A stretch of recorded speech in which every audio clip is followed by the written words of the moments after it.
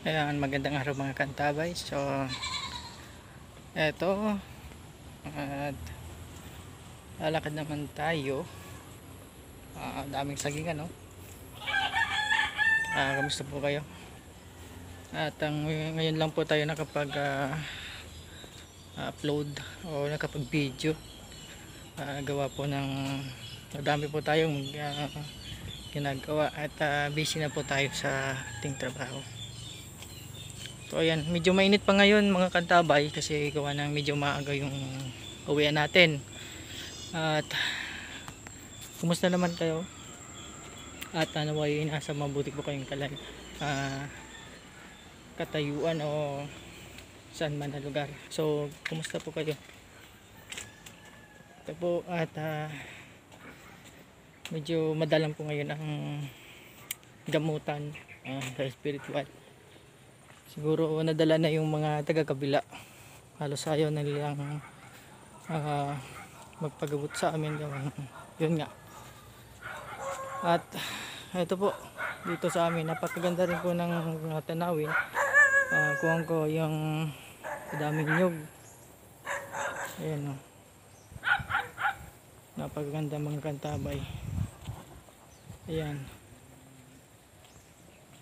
So yan mga kantabay. So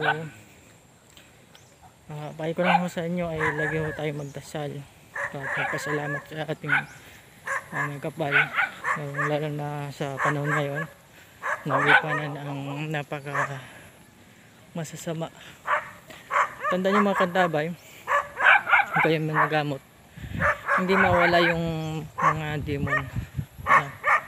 So hanggat may masamang tao, nandiyan pa rin yung demon. Yung mga demon, tip ko lang po ang mga kantabay, hindi mo sila namamatay. Nabubuhay ulit sila gawa dahil po din sa tao. May mga masasamang tao, yan din po yung nila, patuloy pa rin silang mamumuhay. Yung naintindihan ko yung iba, kaya walang pinapaalis. At yung taong Pilipinso kanay pinagdadasal at pinabalik sa ating Lord Jesus Christ. So yan, napakaingay lang po ng aso. Ano talaga dito pagka ganitong dadaan ka dito sa parteng ito. Kahit araw-araw kanilang nakikita laging so balik tayo mga katabay sa spiritual na usapan natin. Medyo madalang na tayo mag-upload ngayon. So yan lang po yung ma-share ko. Kahit pagpagutan o sunugin na sila, nabubuhay pa rin sila, pero may kahinaan din po yung mga demon. So yun lang yung aaralin nyo. Hindi ko na yung bibigay yung mga ibang sikreto kung paano. So gusto ko po ay matuto rin kayo malaman at matuklasan yung mga hindi pa at malalalim na mga kailangan pag-aralan. So yan mga kantabay, dito po sa lugar namin ay pinalipat ko na lahat dito ng mga elemento, ng mga na inakukup ko, lalo na pagdating dito sa aming bakuran. So may mga third eye, makikita yung tarangkahan at yung mga ibang mga establishment sa second dimension.